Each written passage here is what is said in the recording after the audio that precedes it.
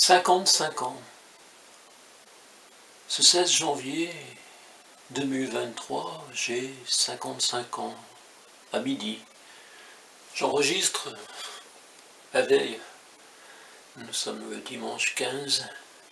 Il est environ 15 heures, je ne sors pas aujourd'hui car il y a des chasseurs dans le quartier.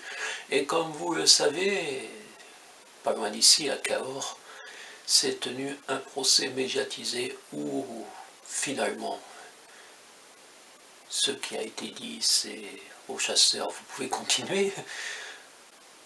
Un homme a été visé, non, une balle perdue dans le thorax, oui, chez lui.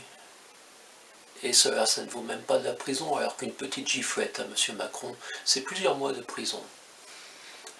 55 ans, alors que vos médias continuent à ressasser, sûrement encore aujourd'hui, la disparition à 54 ans de la fille d'Elvis Presley. Il paraît qu'elle a essayé d'être chanteuse également, je ne sais pas, je ne la connais pas, je ne connais pas non plus beaucoup Elvis Presley, je vous le dis.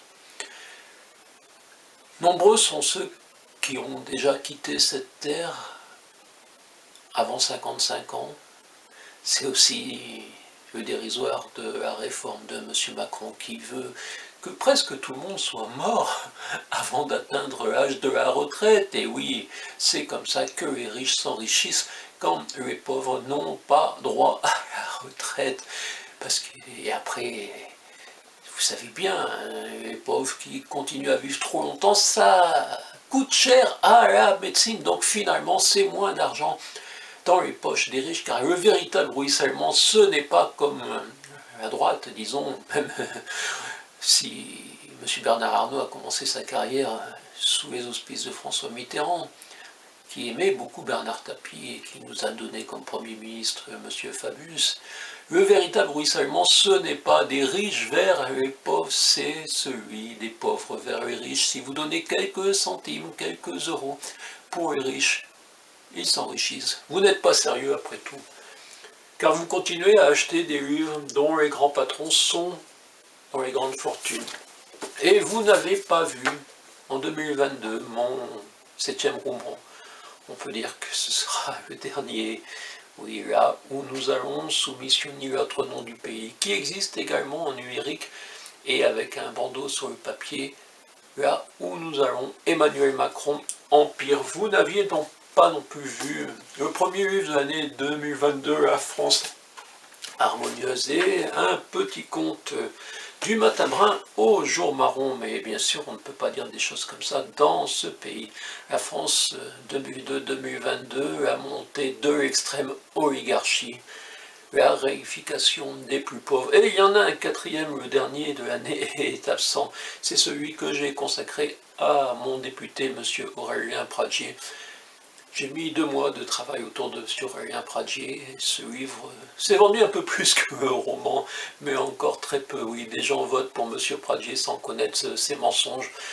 Bien sûr, les médias reprennent ces mensonges comme des vérités, mais un mensonge repris par des médias ne fait pas une vérité, même si ça entraîne des votes. Donc après m'être consacré à M.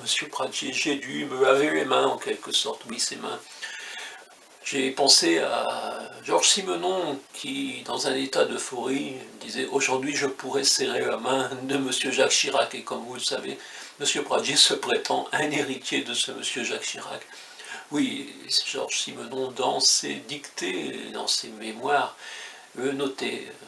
Il y a des mains qu'on préfère ne pas toucher.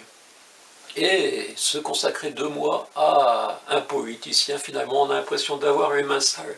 Donc depuis, mes lectures, c'est Thich Nhat Hanh. J'ai repris Thich Nhat Hanh, une 30aine de livres, et j'en ferai peut-être quelque chose, comme vous l'ignorez peut-être, Thich Nhat Hanh nous a quittés d'une certaine manière, son cœur s'est arrêté de battre en janvier 2022, et M. Macron ne s'était pas exprimé. Vous savez, M. Macron s'exprime sur les grands hommes, sur les Belmondo, les Johnny Hallyday, les gens qui sont dans la distraction. Mais Thich Nhat Hanh, qui a quand même publié une 100aine de livres, aussi une 30aine quarantaine sont disponibles seulement en français, qui aurait pu être prix Nobel de la paix, qui aurait pu être prix Nobel de littérature, et qui fut simplement Thich Nhat Hanh, c'est-à-dire une très grande âme, qui a montré la voie, qui a montré, j'ai pris ce livre, comment utiliser la respiration essentielle, qui est un peu avec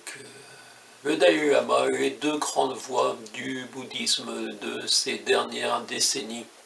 Donc je vous conseille la lecture de mes livres. C'est peut-être qu'aujourd'hui, si vous faites un peu plus attention à cette vidéo qu'aux autres, non, j'y crois pas trop, vous aurez envie de découvrir pourquoi là où nous allons soumissionner l'autre nom du pays, ou là où nous allons, Emmanuel Macron empire.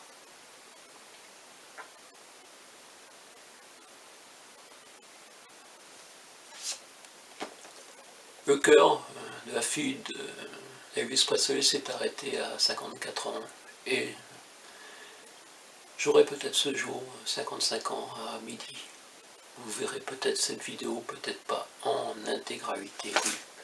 55 ans, on en est là, et pour moi c'est déjà exceptionnel.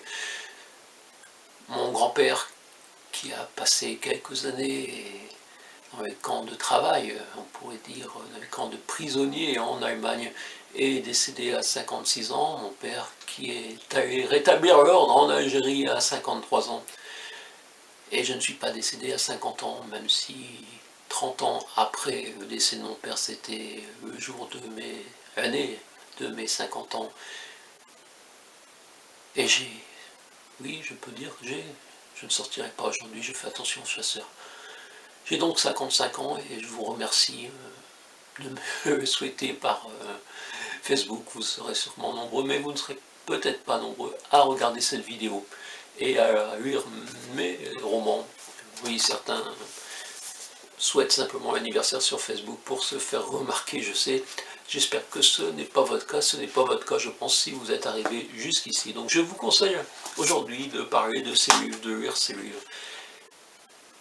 Ici, mon cul en Quercy blanc, où on peut avoir 55 ans en faisant attention.